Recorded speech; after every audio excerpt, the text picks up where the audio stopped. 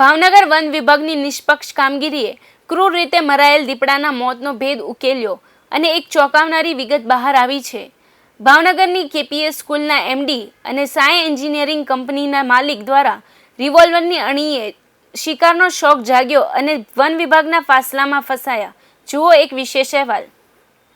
ભાવનગરની કેપીએસ સ્કૂલના એમડી સુનિલ નારાયણ અને સાય એન્જિનિયરિંગના માલિક સુશીલ નારાયણ પહેલેથી જ રજવાડાના શોખ ધરાવે છે.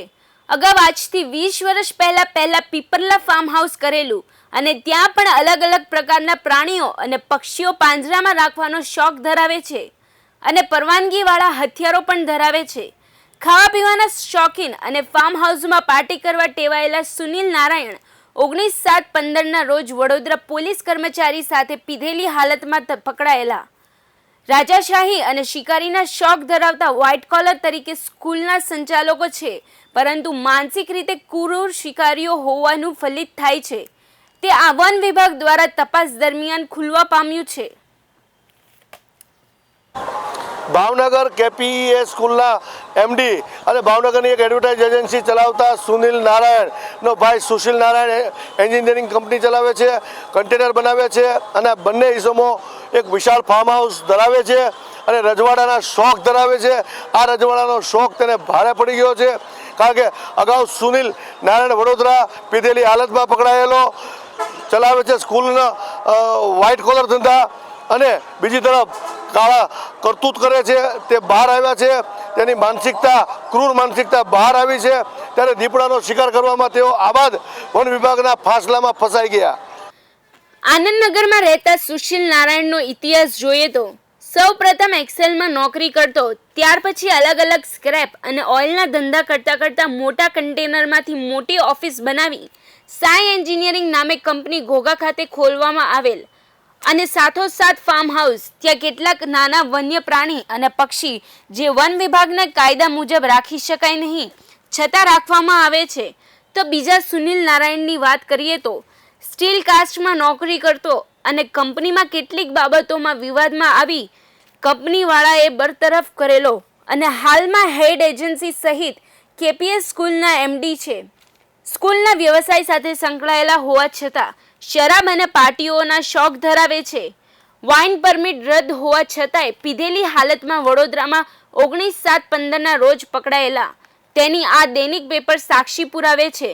આવા વ્હાઇટ કોલર નામ ધરાવતા અને ક્રૂર માનસિકતા ધરાવતા સુશીલ નારાયણને દીપડો ફાર્મ હાઉસમાં આવ્યો તેવા સમાચાર મળતા ભાવનગરથી જીપ લઈ રિવોલ્વર સાથે પોતાના ફાર્મ હાઉસ પહોંચેલો. જે જગ્યાએ દીપડો સંતાયેલો હતો તે જગ્યાએ ઝાડ નાખવાનું માણસોને કહેલું અને બીજી બાજુ લાઇટ મારતા દીપડો ભાગ્યો અને સુશીલે રિવોલ્વર ટાંકી ગભરાયેલા દીપડાએ મજૂર ઉપર હુમલો કરતા તમામ મજૂરોએ પાઇપથી અને ધોકા વડે દીપડાનું ઢીમ ઢાળી નાખ્યું.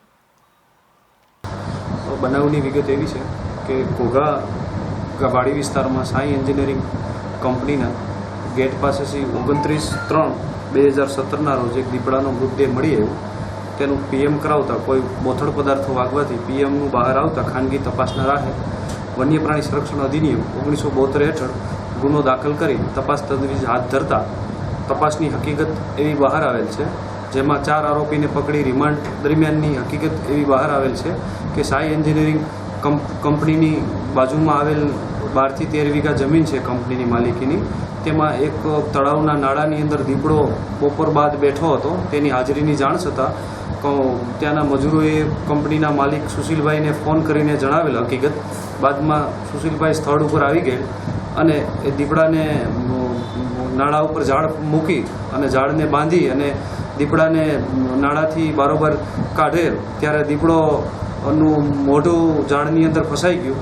બાદમાં દીપડો ઝાડમાંથી મુક્ત થઈ અને નાસી છૂટેલ. તે દરમિયાન સુશીલભાઈની ગાડીમાં પડેલ રિવોલ્વર લઈ લોડ કરીને પાછળ દોડતા દીપડો કંપનીના કમ્પાઉન્ડના કમ્પ્રેસર રૂમની અંદર આવી જતા પાછળ બધા લોકો દોડી હાકલ પડકારા કરતા દીપડોની ઉપર બીજી વખત રિવોલ્વર તાકતા દીપડો નિશાન ચૂકાવી અને નીકળવાના પ્રયત્નો કરતા એક વ્યક્તિના હાથ ઉપર દીપડાએ બટકું ભરેલ છે. તે દરમિયાન દીપડાને ઉપરાઉપરી માર મારી અને ત્યાં મૃત્યુ નિપજાવવામાં આવેલ છે. બાદમાં દીપડાને ચારે પગ બાંધી ટીંગાટોળી કરી અને ગેટની બારોબાર મૂકી અને એવી ખોટી જાહેરાત કરવામાં આવી કે વીજ કરંટથી દીપડાનું સબસ્ટેશનમાં વીજ કરંટથી દીપડાનું મૃત્યુ થયેલ છે તેવી ખોટી હકીકત કરી અને પ્રશાસનને ખોટી રીતે ગેરમાર્ગે દોરવામાં આવેલ છે. આખી ઘટનાક્રમ આવી રીતનો છે અને હાલમાં સુશીલભાઈ ભાવનગર રહે છે, જે એમને ઘરે ગત રાત્રિના તપાસ કરતા સુશીલભાઈ હાજર મળેલ નથી. હાલમાં તપાસ શરૂ છે અને સુશીલભાઈ ભાગતા ફરે છે. ભાવનગરના ઘોઘા તાલુકામાં એક સાઈ એન્જિનિયરિંગ અને ફાર્મ હાઉસ ચલાવતા સુશીલ નારાયણ દીપડાનો શિકાર કરવાનું ભારે પડી ગયું. પોતે રજવાડાના શોખ ધરાવતો હોય અને શિકાર કરવા માટે મજૂરોએ સમાચાર આપ્યા અને તે અહીંથી રિવોલ્વર લઈ અને શિકાર કરવા માટે ત્યાં ઘોઘા પહોંચ્યો અને જે દીપડાને પકડવા પ્રયત્ન કર્યો, પરંતુ દીપડો જાળીમાંથી છટકી ગયો અને રિવોલ્વર ટાંકવામાં આવી. ગભરાયેલ દીપડાએ એકાદા વર્કર ઉપર હુમલો કરાયો અને તમામ વર્કરો ત્યાં દીપડા ઉપર તૂટી પડ્યા અને દીપડાની હત્યા કરી છે. અને માત્ર હત્યા કર્યા બાદ એક શોટ લાગ્યો હોય તેવો ડોળ કરી અને વન વિભાગ પાસે જાહેરાત કરવામાં આવી હતી. પોતે બહારગામ હોવાનું કહેલ, પરંતુ વન વિભાગના અધિકારીઓએ તે ભેદ ઉકેલી નાખ્યો છે. 4 મજૂરોને 2 દિવસની રિમાન્ડ દરમિયાન તમામ હકીકત બહાર આવી છે. સુનિલ નારાયણ દ્વારાના ભાઈ સુશીલ નારાયણ દ્વારા તે આ દીપડાને પકડવાનો કહેલ અને તેને ગોંધીને રાખવા પાંજરામાં માગતા હતા, પરંતુ આજે વન વિભાગના ફાંસલામાં આજે સુશીલ નારાયણ ખુદ ફસાઈ ગયો છે અને તે હાલ ફરાર છે અને આગોતરા જામીન માટે દોડાદોડી કરી રહ્યો છે. વન વિભાગના અધિકારી એસ.જે. વંદા દ્વારા બનાવટી સ્ટોરીનો પર્દાફાશ કરી દીપડાના પીએમ રિપોર્ટ આધારે 4 ઇસમોની ધરપકડ કરી અને રાજકીય દબાણને વંશ થયા વગર સત્ય હકીકત બહાર લાવી મજૂરોના કહેવા મુજબ માલિક સુશીલ નારાયણ ત્યાં હાજર હતો અને દીપડાને જાળમાં પકડી અને પાંજરામાં પાલતુ જાનવરની માફક રાખવાનો શોખ ધરાવતો હતો, પરંતુ બાજી પલટી મારી ગઈ અને સુશીલ નારાયણનું નામ આરોપી તરીકે ખુલતા તે નાસી ગયો અને આગોતરા જામીનના બંદોબસ્તમાં લાગી ગયો. ભાવનગરનો આનંદનગરમાં રહેતો વ્હાઇટ કોલર સુનિલ નારાયણ અને સુશીલ નારાયણ વન વિભાગના ફાંસલામાં આબાદ ફસાયો છે.